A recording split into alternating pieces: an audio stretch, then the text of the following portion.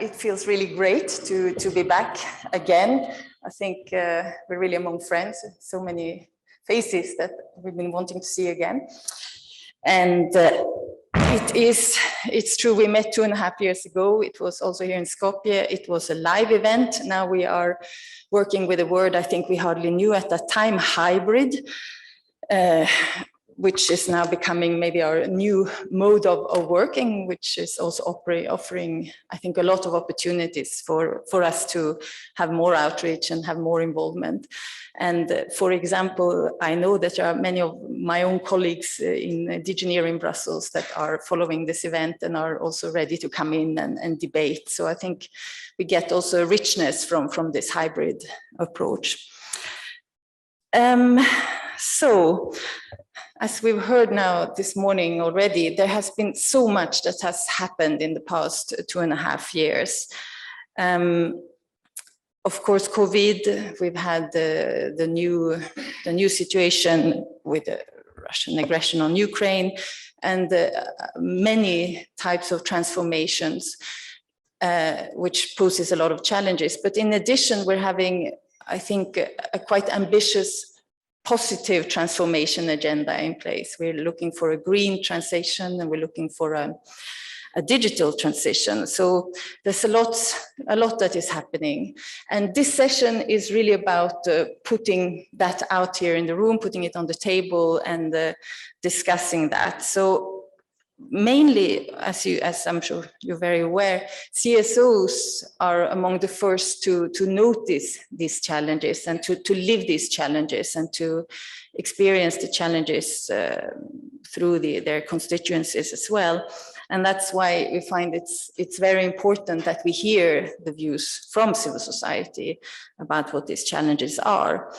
So that's why we are having today 3 representatives from civil society organizations, and they have all been asked more or less the same question, which is to help us set the scene here by identifying first what you think are the most significant changes and that have taken place in the past few years that you think will have an impact on people and society in this region.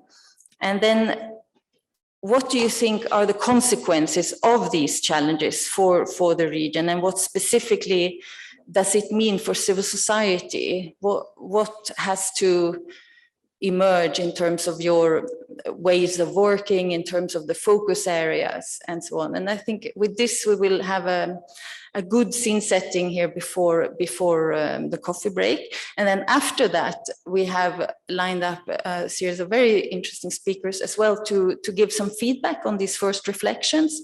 And I also hope that we'll have a little bit of time to also take on board more comments from this floor here and from the virtual space as well.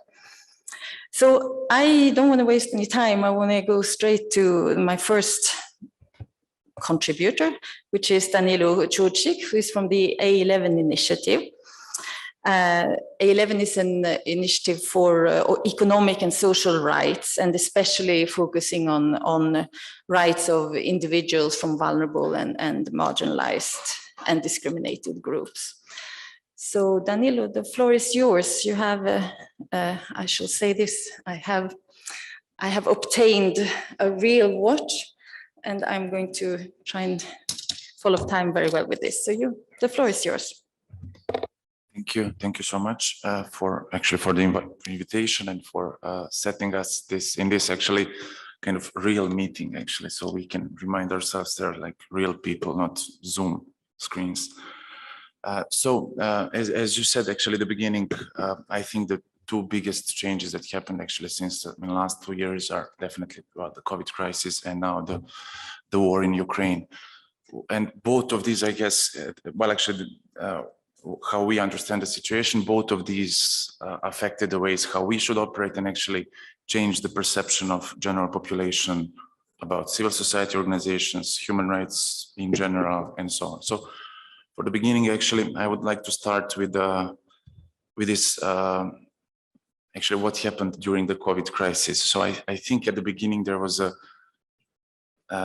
understanding that we are all having this shared vulnerability when it comes to this health crisis. and it was kind of very well understood, I would say, among everyone. And then out of the sudden, actually, we just realized that those who are most vulnerable are still actually going to remain more vulnerable, even in this kind of crisis, because actually the policies and the ways how the governments responded to this crisis were not, I would say, actually based in, well, human rights standards. Are actually, they're not taking into account these vulnerabilities of these populations. So, for example, I think there was a pretty much similar situation in other countries, but for example, Serbia was until last year actually failing to implement specific measures for specific protection of most vulnerable groups, some of these vulnerable groups. We had cases where actually people who are homeless were not able to get into shelter because shelter was closed for them because of the COVID. So they had to stay on the street. Things like that were actually kind of numerous cases of these situations. And this happened, I think, because actually there was a lack of, well, I would say actually trust between the government and the civil society organization. There was no clear actually way of communication about what are the needs of those most vulnerable groups and who are those who are most vulnerable in our societies. This was actually very visible. At least I can speak from the perspective in Serbia, but I think what we are actually following from the other countries in the region, it was pretty much the similar situation in other countries. Again,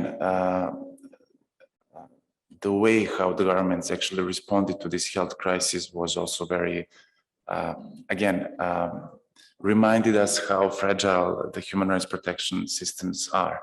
So, for example, there was a lot of state of emergency proclamations. The executive power took over pretty much all the roles of other actually of judiciary, and the parliament were actually not working. So again, I think actually the institutions failed to show us how they should respond and how they should actually work in this kind of crisis. We were not prepared for this kind of crisis, and I guess this also affected the way how the government, how the general population understood that the role of these institutions, and actually how they are working for, like for the public, or are they working actually for specifically political parties, political elites, however you want to call that.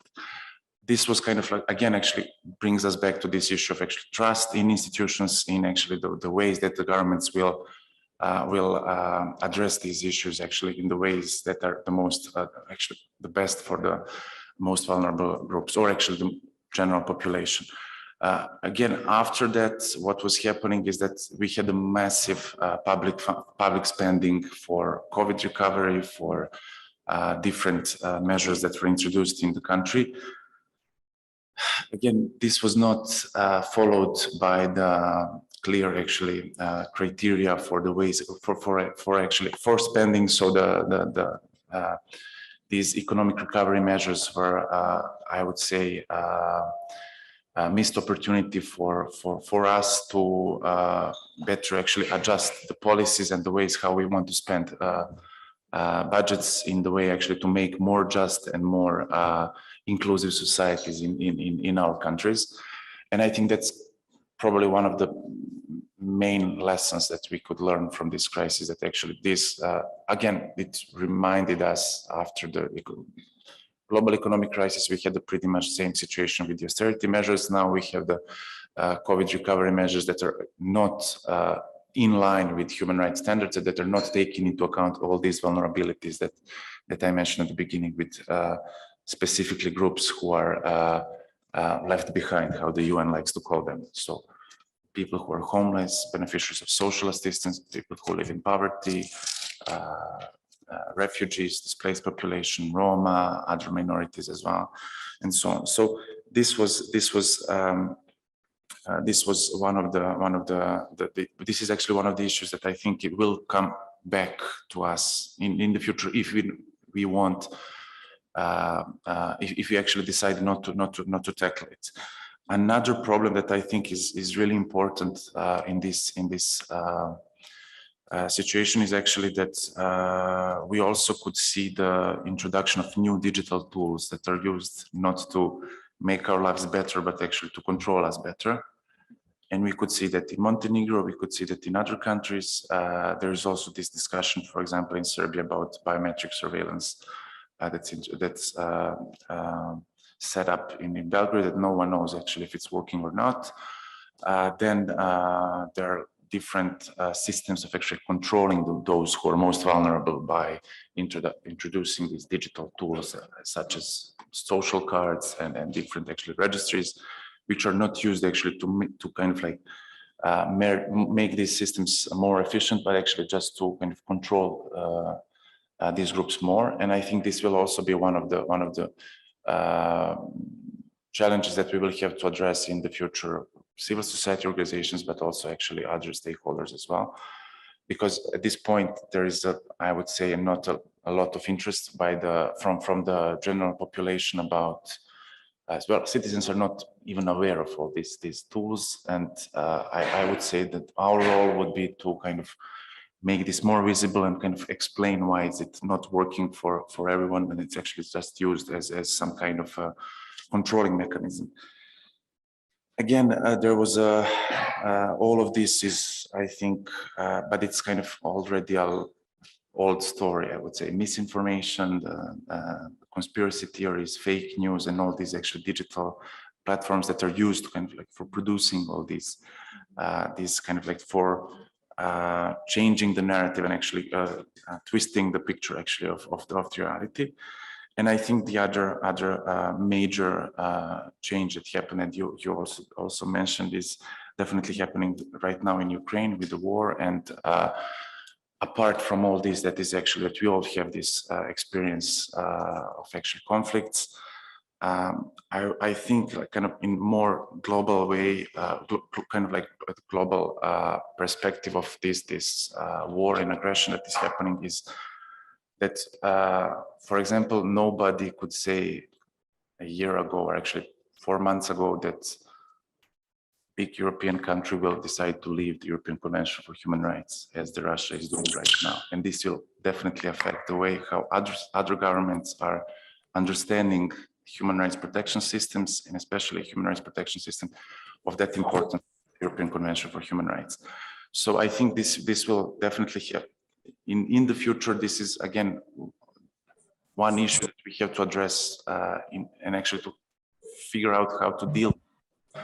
Idea that now you can decide not to be bound by these human rights standards that are becoming actually common understanding of the ways, what are the kind of like boundaries of the governments, what the governments can do and what they cannot do in their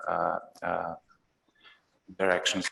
So this is I think one of the really important points that we have to address, and that is also coming back to this understanding. Actually, kind of like I think it will be it's actually the role of the civil society organizations to explain why we should still trust in human rights. You know, this is kind of like the way. Now we are in times that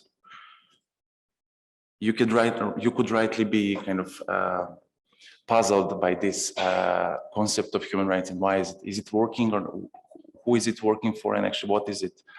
Because you can see the different actually from this COVID crisis, but now with war in Ukraine and all these, I would say, kind of like bits and pieces that are happening in the same time. That kind of like the major issue that we have to deal with is that actually we kind of work on this kind of like building new, again, trust in human rights protection systems in general. I think the civil society organizations in the beginning, like in these 2 years, showed actually a lot of resilience, and we were working like both in the like providing humanitarian aid and working in providing support, or actually kind of like setting this policy agenda actually for policy change in relation to COVID crisis and other actual issues. Also, we were working a lot as watchdog organizations, as always. So this is kind of like I would say that civil society organizations were very active in these last 2 years and actually showed a lot of, showed actually what is the way how we should address all these things, but it's kind of, some of these issues are more complex than it. They're not really related only to what is happening in our countries or in the region. It's kind of more global, and I think we will need more adjustments in that way. At the end, I think this is more or less 10 to 15 minutes. I think some other issues that are kind of like coming back to us again are this is actually this kind of fear from others, which is coming actually from like not understanding who are these others, and it's always someone who is coming from, I don't know, Middle East, someone who is coming now from Ukraine, someone who is coming from minority group. And then there is a lot of prejudice, there is a lot of discrimination, hate speech, and what is actually kind of like something that is happening a lot in all of these countries from the region. You also mentioned just transition and actually the ways how we're going to deal with the energy crisis, and actually the ways how we're going to address actually how we are going to approach this just transition. And I think that this is also something that has to be based in basic understanding of actually human rights standards and instruments, and actually the ways, as in the same way as actually the fiscal policies and economic policy decisions have to be in line with the basic human rights standards. It's pretty much the same thing will happen actually. It has to happen actually with just transition. We are at this point actually discussing these ways of actually renewable energy and different actually ways of actually not being bound by one supplier, gas supplier or oil supplier, however. But in the same time, we have tens of thousands of people who are not able to actually heat more than one room in their houses, who are actually using firewood in very actually, who are actually living in energy poverty. And this is something that has to be also addressed in a way, actually kind of like to remind ourselves that this just transition is not just just some kind of a big concept, but that actually it has to be scaled down to actually very basic issues of individuals and households and the ways how they heat their houses and actually how they pay for these prices, because this is also again another challenge with inflation and actually increase of prices for pretty much everything in all these countries. So I would say actually this is kind of like how we understand these challenges and actually what was happening in these last 2 years. And yes, I think this is kind of more or less 10 to 15 minutes, I guess. Thank you very much. I think that was already a lot of thoughts there, and many things that I can see that we will be able to discuss in this conference. I'd like to move on and give the floor to Simonida Kaczarska, who is working for the Think for Europe network. She's the director of the European Policy Institute, I think. You work primarily in the area of rule of law and sustainability of administrative reforms and so on. So I think you will be able to give us an interesting perspective. So the floor is yours. Thank you.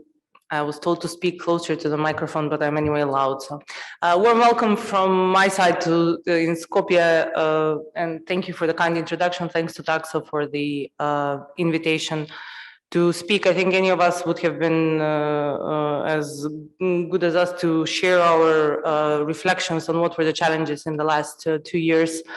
I'm fortunate enough to speak after Daniel. He gave a really nice overview, so I can go into on some of our details. Now, I don't have a proper watch like you do, so please do stop me if I go over time. I was asked to reflect a bit on the political institutional dimensions on what we are facing for the last 2 years, and I think I would. It was great to hear Daniel speak about the question marks over human rights protection, over retrenchments from international instruments, because this leads me to my first point that I wanted to share, and this is that probably the pandemic exacerbated the trend of de-democratization throughout the world and also in Europe. We see, and this affects us in this room as various types of civil society, because I always have a question mark when I use that word, because we're all very different, yet we face some of those very same foundational challenges in terms of the environment in which we work. Most indices show that even in Europe, we see a retrenchment in terms of quality of governance, which was exacerbated by the pandemic, but it was not just the pandemic. It started before. So we have to also realize that this might be a more long-term trend, because if we could just attribute it to the pandemic, then we might say, if we are considering this is over and it's likely never to be over, then we might go back to some form of normality. But we can see that these trends go on today. We are fortunate enough to work closely with the Fundamental Rights Agency of the European Union. They are today publishing the Fundamental Rights Report for the EU27 and for North Macedonia, Albania, and Serbia, and we can see some of these trends as well there. The second point, besides this de-democratizing trend, is actually the questions that we have over the roles of institutions, which was touched upon by Danilo previously. With going back to the executive capture over the state, but also the broader set of how do we create policies in this region of the world. The pandemic uncovered some of the systemic weaknesses, and the emergency responses, I think, showed to us that at times the policy showed us the gaps in the policy making systems. This brings us to some of the more foundational question marks of long-term policy planning, but also adaptability of institutions to respond to such emergency issues, which are likely to happen even more in the future. For example, we tried to catch up with all of the measures in terms of assessing the impact on the vulnerable groups, on human rights, and so on. But as many of them came from one day to the other, this was a very difficult exercise. And I think possibly now we need to go back and to look as to how these measures impacted some of the most vulnerable groups, but also whether they achieved the goals that they were set to do, and what were maybe the unforeseen consequences, because we tend to see a lot of them here. I think the third point, that in terms of rule of law, but also in terms of the linkage between us as a region that is in the courtyard of the European Union and together with the EU, I think we all kind of realize our interconnectedness, both in the region, but also with the European Union. Once the borders were closed, we realized how small we are, but also how dependent on each other we were previously. So we did have some good examples in the region, which we should mention in terms of the green lanes of goods moving easier throughout the region, and these were possibly also very much facilitated by the EU. But we should also build on those good examples that we have. More broadly, in terms of rule of law, many of the question marks we had concerned the functioning of the judiciary. In these circumstances, the move towards digitalization, but then balancing off with human rights, balancing off with proper protection of everyone concerned, and here the scales are still very much shifting. Now, in this broader setting, in which we also saw parliaments being completely sidelined, we were also asked to reflect maybe a bit on the priorities of what have we learned from these 2 years possibly, and what lies ahead of us. I think one of the bigger lessons learned for us is the need to build local capacities, resilience, in terms of all actors, institutions, civil society, anyone involved, and all stakeholders, and this I think is very close to the way that the European Union also assists these countries, because of In many of the, let's say also the member states' strategies for development, building the local resilience and institutions would be among the first priorities, but this cannot be done unless you support local actors. So that's why I commend all of you here that are still in this battle, and I think I would like to start with this. The second point, whilst being interconnected, I think we also realized that we have to create, the region here also needs to work on creating its own policies, not to see itself as a recipient of policies. There are a lot of opportunities here that we have, let's say in the region. North Macedonia will be next year chairing the OSCE. And this is a possibility for a lot of the key decision makers to realize that we will be setting the agenda. Albania is chairing with the UN Security Council. And I think this should give us also, the CSOs here, an opportunity to see each other, to see ourselves as creators of bigger agendas simply than the one that we are used to here. And this is a challenge for the institutions, but it will be a challenge. It will be a challenge for us in this very complex world, especially having in mind everything that was mentioned before, and the Russian-Ukraine aggression on Ukraine, which has various implications on all of us here. The third point in terms of the priorities is how we're going to deal with the economic crisis, which will come. And this has implications over a lot of the work that Danilo does, but it has implications over our funding as well. Because we are, in a year or two, we will see a lot of the donors also decrease their funds this is a region in which civil society is largely dependent on external assistance. And this will likely diminish the space in which a lot of us will be able to work. The consequences from all of these factors will be felt down the road, both by the institutions in the years to come, but also by civil society and us as actors. And in these, this brings me to my last point: the difficult situation and the stagnation in which we are in terms of the European integration that does not help in this context. If we had a more, probably not a simpler, but maybe some form of a more predictable path, it would be easy also to remedy and to assist in a lot of these topics that I discussed here previously. Primarily, for example, the policy planning, because the EU accession and the EU accession negotiations would ideally contribute to improved long-term policy planning in the way that we hope it will, but also it should help in planning the national and all other funds towards a more clear agenda.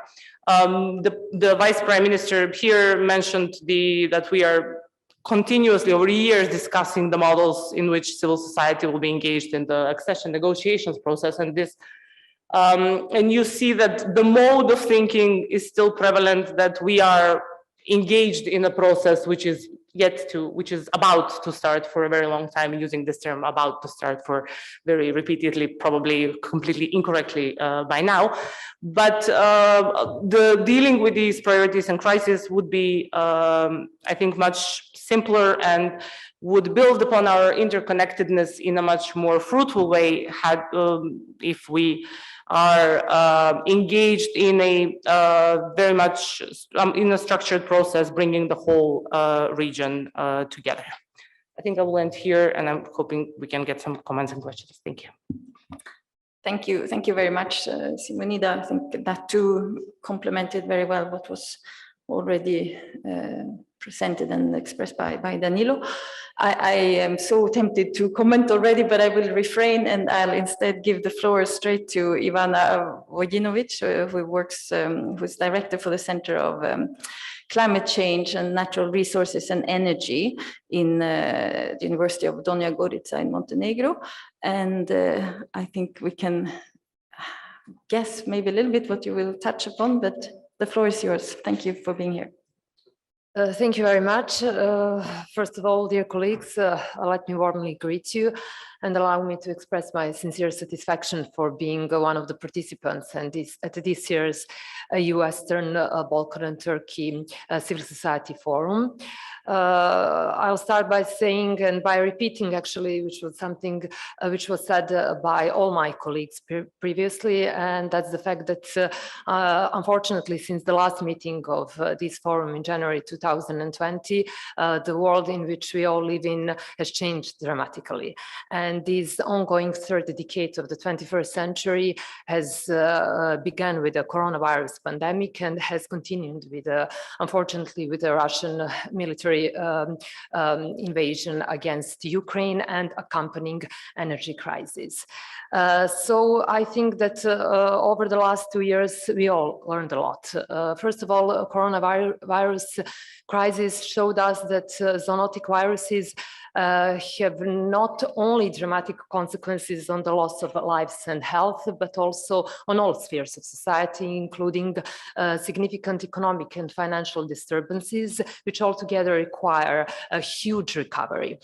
And although European Green Deal was adopted just before the outbreak of the COVID-19, it still has its potential to recover European Union from the pandemic. And this is very much reassuring for all of us who are dealing with green policies, because there were a lot of fears during the pandemics that these health crises will definitely put aside green policies, which is for the time period is not a case. However, we should take into account that this pursuit of a green recovery could not be as simple as one might think.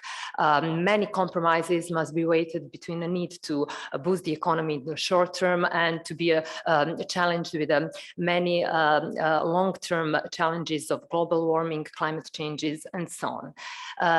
The same applies with the second challenge we all mentioned. This is this energy crisis and the need to transform Europe's energy system. And it is once again reassuring that the recently launched EU Repower Plan puts green policies in the heart of it in terms of accelerating energy savings, in terms of diversifying energy mix towards some new suppliers of gas, LNG, hydrogen, some new green technologies, then accelerating the rollout of renewables and so on and so on. On the negative side, our region of the Western Balkan is one of the most vulnerable in entire Europe when we are speaking about energy issues. Now, coming back to our region, I decided not to focus at all to Montenegro, the country from which I'm coming, but just to focus on entire region. Why? No matter the fact that only for the time being, Montenegro and Serbia have opened this cluster 4 green agenda and sustainable mobility in the negotiations with the European Union. I think that all countries in Western Balkan have the same problems, same challenges in this green agenda.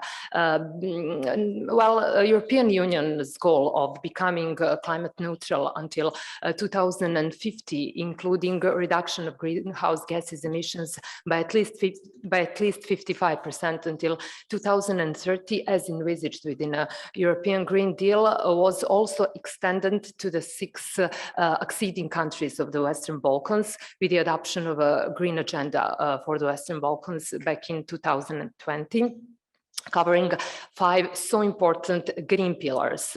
These are, as we all already know, climate change, circular economy, fighting pollution of air, water, and soil, then protection of biodiversity and sustainable food systems.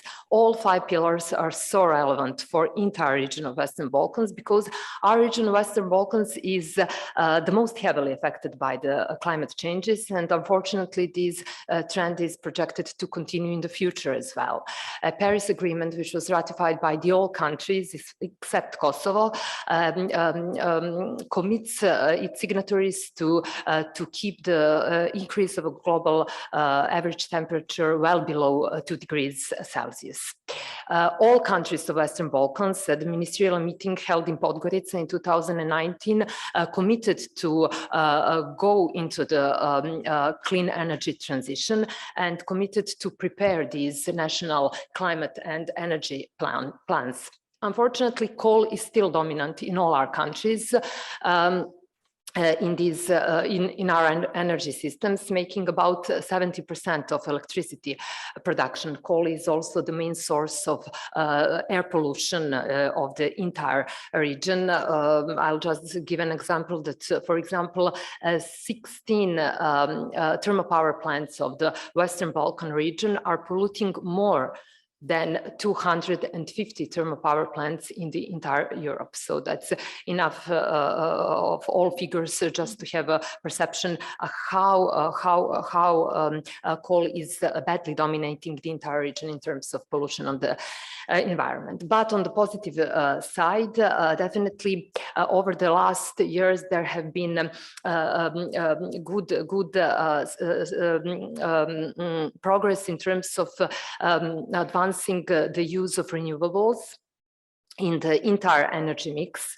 But still there is a huge potential to tap onto the solar and wind power in the entire region. But when we are speaking about this climate neutrality of our region, we must say something which Daniel also touched upon during his speech, and that's this concept of just transition.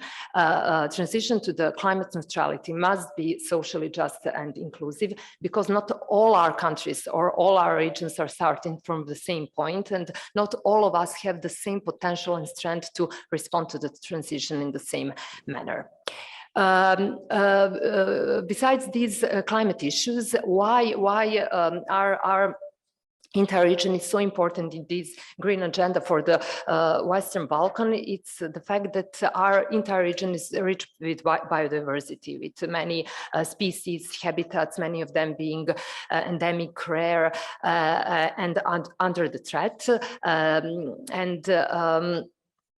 What are the main problems and challenges in this regard in all 6 countries is the fact that so often there is a lack of political will to fully implement biodiversity policy, to secure enough financial resources to implement this kind of policy, and so many pressures of economic activities such as forestry, agriculture, infrastructure development, tourism development, and so on. Beside the richness of biodiversity, natural resources of entire our region, definitely our agri-food system is facing many obstacles which are deeply rooted in our structural problems from the past. However, definitely 6 Western Balkan countries will need in the long term a transition towards sustainable food systems, not only in terms of food production, but also in terms of food processing, and also promoting a sustainable food consumption, which is pretty relevant these days when we are talking about a huge increase of food demand in terms of these energy crises, price spikes of energy, food, and so on, both in quantity and quality. So these are all challenges which were somehow gathered within a green agenda for the Western Balkan, and with which our countries are definitely struggling. And when leaders of the Western Balkan signed Sofia Declaration on the Green Agenda back in November 2020, they definitely reaffirmed their commitment to align to these tasks and priorities from the Green Agenda for the Western Balkan, but as a part of the EU accession negotiations, which is very much important to highlight. To support this, European Commission simultaneously developed and adopted economic and investment plan for the Western Balkan, and this green agenda for the Western Balkan and investment plan are key in achieving the green goals of enlargement process in the Western Balkan. And now, in order to achieve all these ambitions, which I just summarized, it is necessary that all 6 countries of Western Balkan and also Turkey, for sure, not to forget, should involve all respective potentials in our countries, especially focusing on civil society organizations.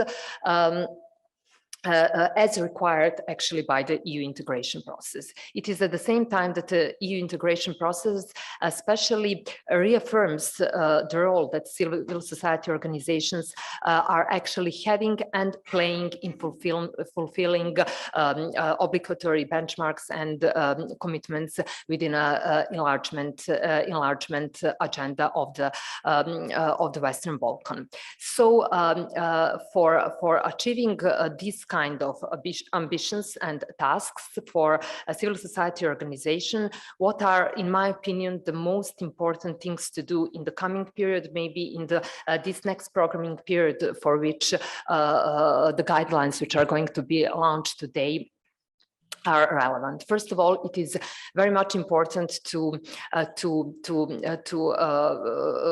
construct a very promising and enabling environment for proper functioning of a civil society organization, with no obstacles from the government side, from any stakeholders in the society. That's the first and I think foremost precondition for the smooth and proper functioning of a civil society organization. The second important thing is to have much better, and I'm speaking that from personal experience, much better structured and much more inclusive dialogue between a government and civil society organizations.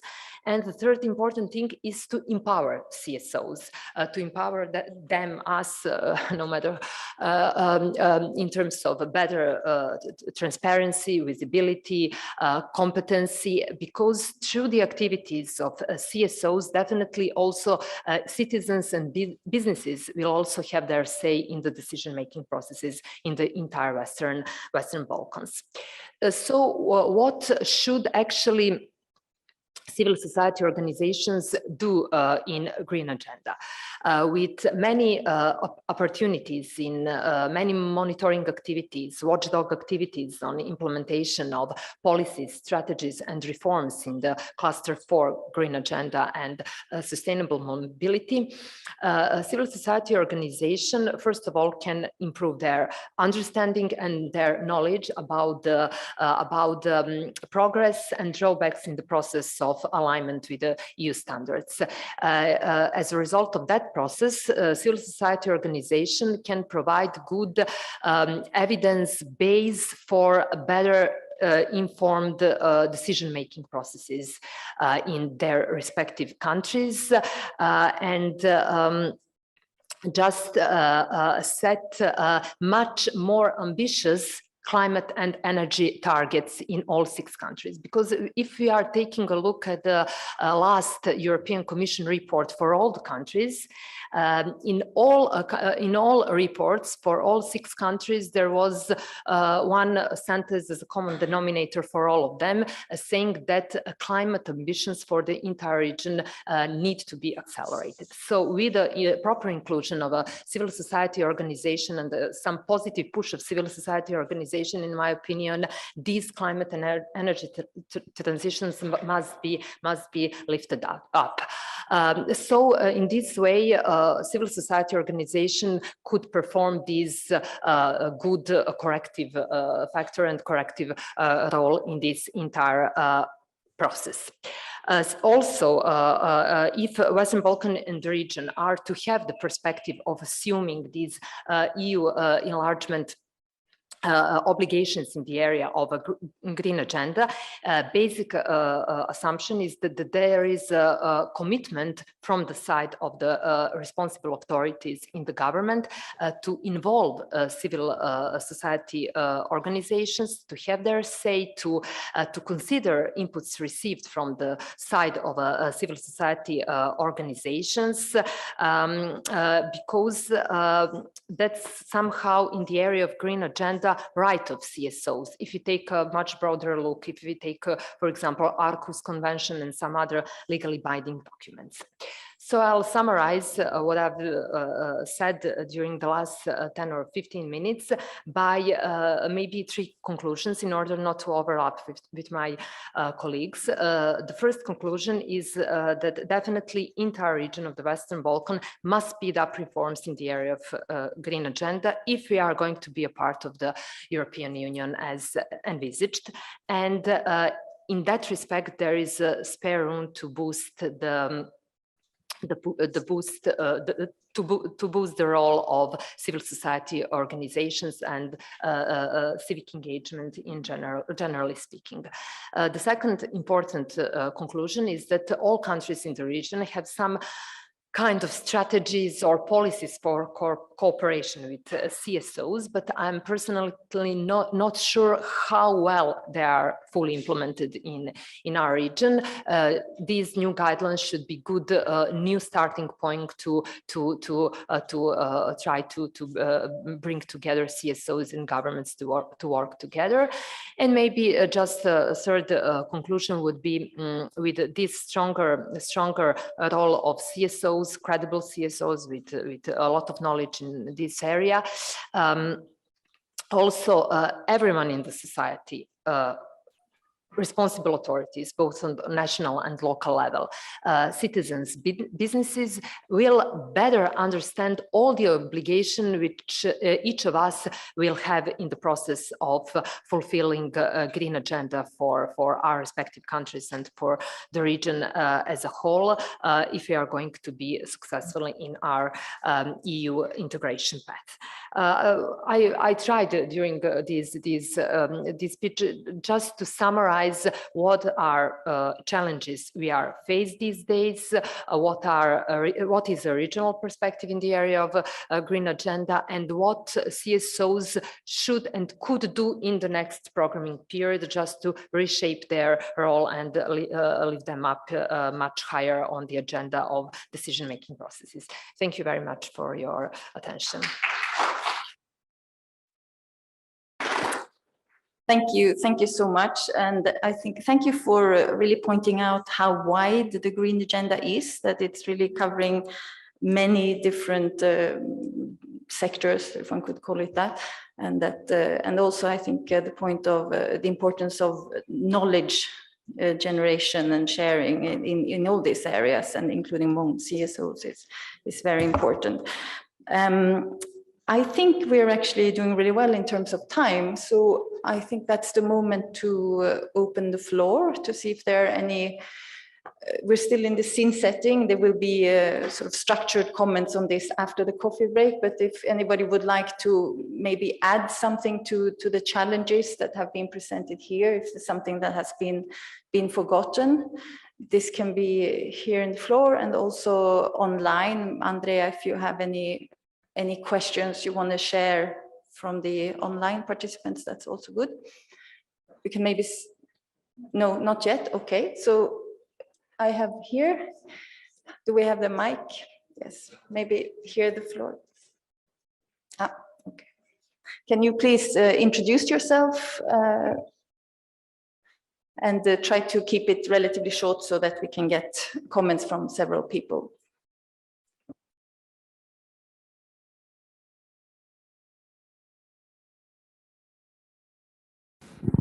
Yeah. Hi.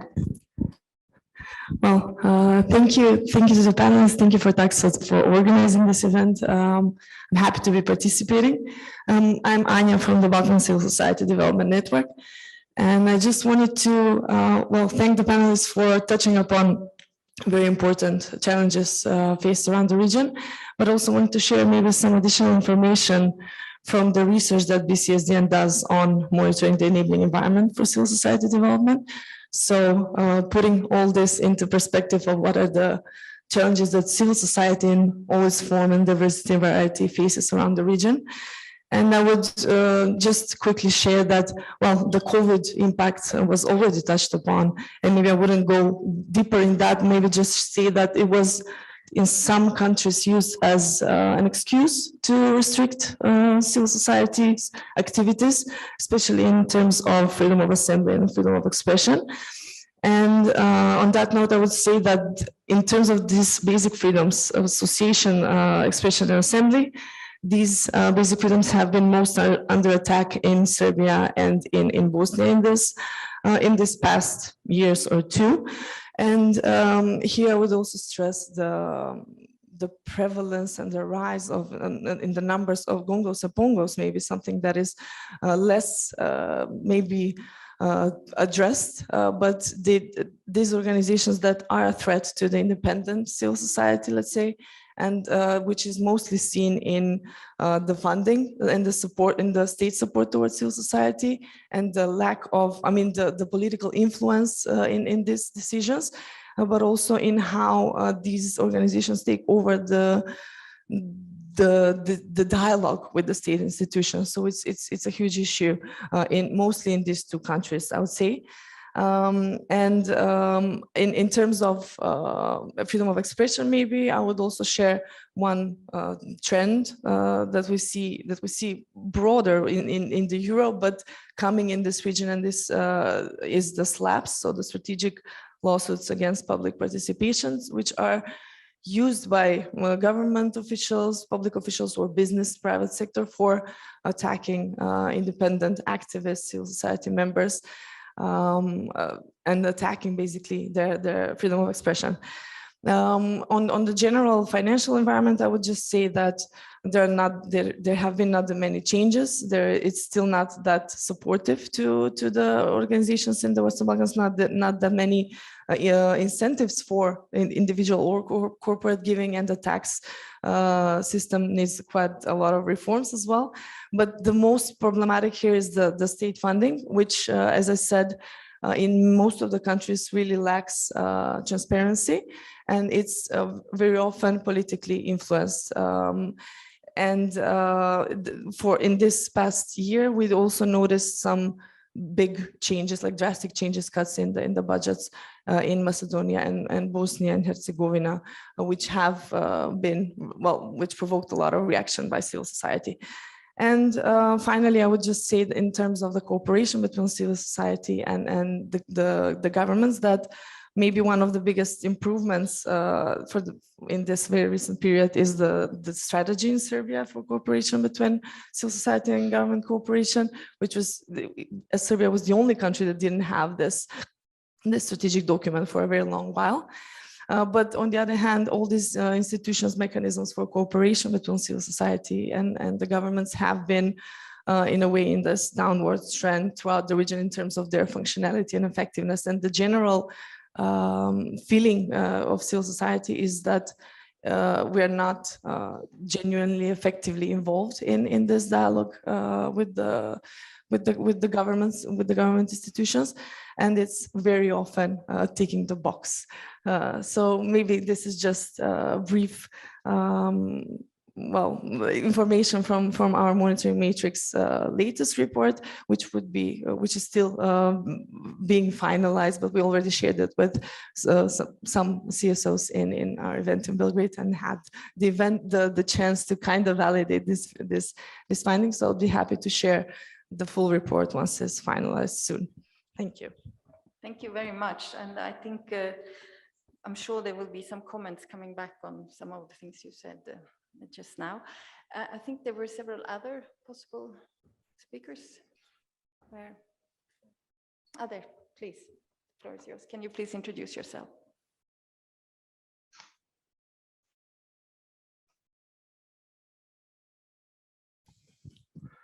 Thank you, Lotta.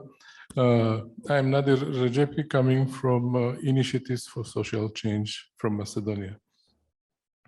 I would like to bring a couple of additional, perspectives related to the general situation of civil society and how we are delivering whatever support or assistance to our communities. I mean, first question goes to the panelists, because I was expecting to mention how much the status quo of accession process hindered our efficiency on the ground, because all these years, I know, for example, the Macedonian case, but I don't know what's going on in Serbia and Montenegro, who opened the chapters negotiations, and then there is still no development in that sense, and what the civil society is dealing or doing with. And then in all these years, many times our legitimacy was under question, both from our institutions, but also from our beneficiaries. The public opinion is still very critical towards the civil society organizations. We had the time of demonization of civil society, and then this is not at all improving, and what we are doing on that ground. And then there is one sentence in the guidelines that civil society has to align with the ongoing reforms.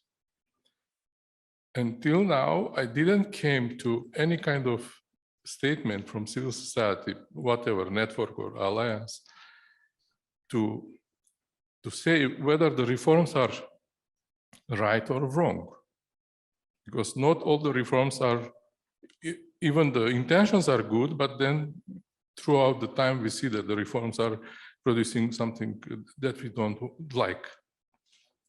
So in building this kind of partnership with local or central institutions, these guidelines should allow us to be more independent and not to enter in artificial partnership, because there is a lot of window dressing when we are applying for EU grants and calls. So I would like to listen the opinion of the panelists on these issues. Thanks.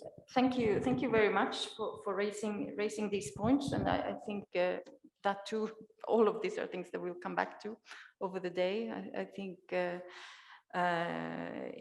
indeed that's the whole point of a vibrant and active civil society. It must talk to all the issues that they find important. So totally agree with that. I like your point also about the demonization of civil society, and I hope that in these guidelines there are also quite a lot of recommendations on things that civil society can also do to really communicate that they are accountable and representative and capable and so on. So it's also, and I guess that was perhaps what you were referring to as well, that it has to come from both ends, if you like. I know there were more speakers. Lotta, we will have one online speaker speaking that is ready, representative of one women organization, shortly. Okay, shortly or now? No. Okay. Good. Good afternoon, everyone. Can you hear me? Very well, yeah, thank you. Okay, thank you. Thank you for this opportunity to speak also from online and share a few perspectives. This is a great panel, and I think this is a great starting point into the discussion further on for the presentation of the guidelines, to speak about the challenges and then to see how we can address them. I'm Voskra Nomuska-Iliva, Program Officer in Kvina till Kvina Foundation in the office in Skopje. And I would like to start with initiating the gender perspective in what we are discussing now on what are the challenges that women civil society organizations have faced.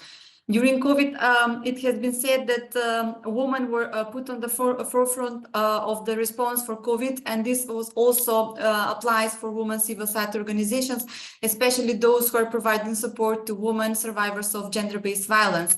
And while institutions were closed and took them a lot of time to adjust to the new situation, women civil society organization immediately adjusted to the new situation in order to be there for those who needed them in this time.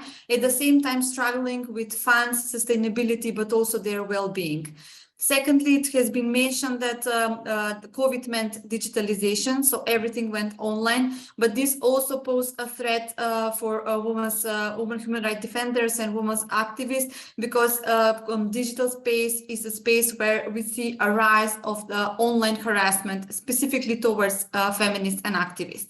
One aspect that is very important and is specific for the women's organization is the rise of the anti-gender movement, which we are seeing in the recent years, affecting the civic space for women human rights defenders, activists, and women civil society organizations, limiting their participation and affecting their efforts to build on a democratic society on the premises of equality, human rights, and justice. And these are just only few of the challenges that are specific for women civil society organizations and have to be considered in the dialogue for enabling environment, especially if you have in mind GAP 3, its implementations and its commitments. Thank you very much. Thank you very much for bringing that important perspective as well. And I think indeed the whole arena of online harassment and online hate speech in general is something that we really need to continue to look at. I forgot where my next speaker was. Where? There, please. Can you please introduce yourself? Thank you very much. Thank you very much for your invitation for this event, for the organizers. My name is Tez Canabay. I'm from Turkey, from Civil Society Development Center. I'd like to just comment on, as an introduction plenary session, two basic fundamental challenges about the overall civil society. And I'd like to ask a question on the insights of the speakers. The first thing, there is for the last at least 30 years, we witnessed that there's a growing consensus about the promised merits of civil society for to fulfill the democratic gap, to increase the participation of active partisanship, etc., and for the merits in the field of the service provision. But all of these consensus, these statements, these recommendations are the promised merits, not the realized realities of our societies, our region, our continent indeed. So there is a growing gap between the reality and promised merits of civil society. In every statement, in every opening speeches of this kind, we have all in consensus with these merits. But at least starting from the 9/11 security policies, the angle between the reality and that promise is growing. So I would like to underline the gap between the promised merits and the reality is growing in the region. And the one fundamental dynamics behind this growing gap is creation of the claimed civic space or uncivil civic space created by the government-oriented organizations. And there's a growing pressure over the genuine civil society and in tremendously support to the government-oriented civil society fields. And we witnessed that our governments invented many brilliant innovations to confine the genuine civil society and to create the attached civil society.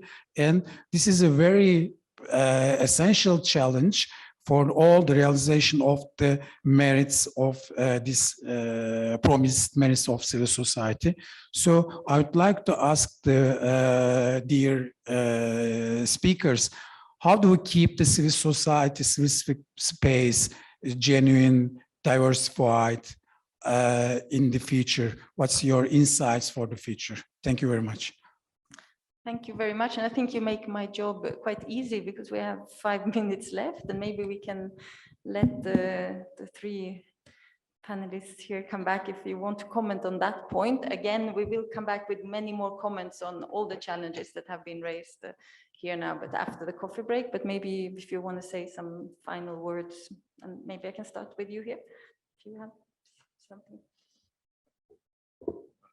I didn't plan to actually respond now, but actually during the coffee break. But I think what it was really important to note what you said with I didn't remember the name, sorry, but we can discuss later on actually about the reforms and actually the ways. The question actually, if all the reforms are good or actually how are they working, I think that's kind of like this issue of actually not just what has to be reformed, but actually how is it conducted, actually what is the quality of all these reforms. For example, we have cases where maybe the first case that I can just now remember is the law on free legal aid in Serbia. We were actually discussing it for like 15, 20 years.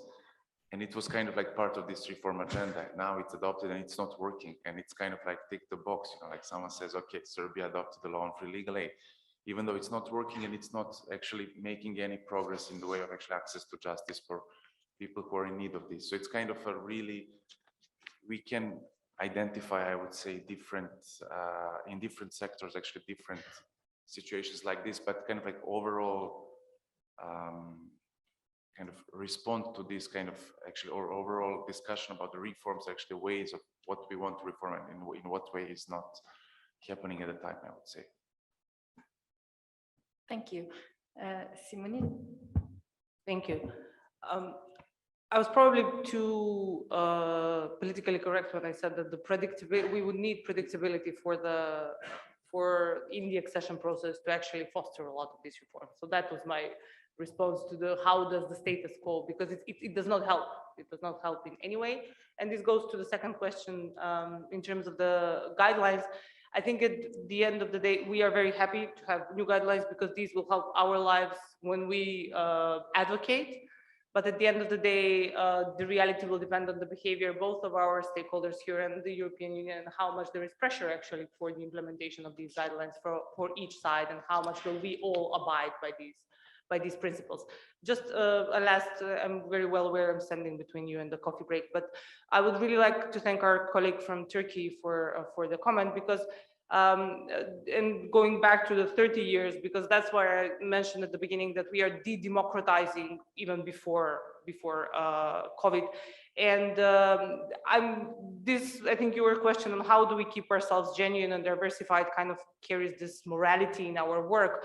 But I think there is a moral undertone to everything that we do. And this goes, I think, to the question of Nadir, is very well connected in terms of the legitimacy and how are we perceived. So probably the first point would be to keep as much as we can our linkages with not only citizens, but also all of the broad side of stakeholders, and validating the work that we do.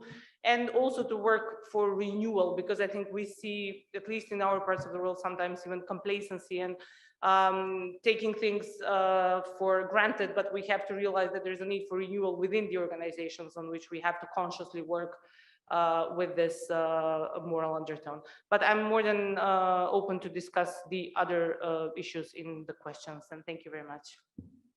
Thank you very much for that.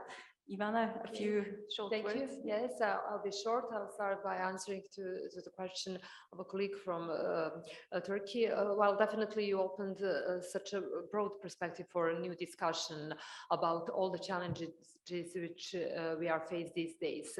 What I want to say is that definitely these challenging times in which we live definitely require almost on an everyday basis swift and transformative actions from all our sides. And it's not an easy task always to involve every stakeholder in a proper manner. unfortunately. And these new guidelines, I think, could be a good starting point just to have put in one document, in one paper, how to deal with this proper inclusion of CSOs in the next programming period and in the next perspective, which, as I've said, is going to be a crucial one for the enlargement perspective of the Western Balkan and of Turkey. We are witnessing that over the last 2 years, world has changed completely, not to speak about the time what you mentioned, 2001 and a period of last 20 to 30 years. So it's not easy to give a direct answer to such a broad issue which was raised by your side. And just to come back to the colleague from North Macedonia regarding inclusion of civil society organizations in negotiations in our respective countries, what I might say from the point of view of Montenegro is that since Montenegro opened negotiations in 2012, there was, and there still is, which is very good, policy of full participation of civil society organization in negotiations and the so-called working groups for every chapter in negotiations with the European Union. What does that mean? It means that not only NGOs, but civil society in broader terms, meaning universities, union of employees, employers were part of the process, meaning that they were had enough opportunity and have enough opportunity to give their valuable contribution, meaning that all documents being classified or not are given to all participants in these working groups, meaning that Montenegro tried to have this full inclusion of all relevant actors in our society, because since the beginning of the opening of negotiations with European Union, our country perceived it as a process which is a process which is done for the sake of each and every citizen of Montenegro, and that this is not only task of the government as such. Speaking about the slow movements in the negotiations over the last 2 years due to external shocks such as COVID pandemic and so on, definitely in Montenegro we had a very dynamic also internal political situation which definitely impacted significantly EU enlargement process, which definitely should and must be speeded up in the period to come. Thank you. Thank you very much to my 3 panelists here and to everybody else who contributed so far. We'll take, can we say 25 minutes coffee break, be back at 11:45, and then we'll resume this session and continue with discussing all these interesting points that have been put forward. So thank you so much so far. Thank you.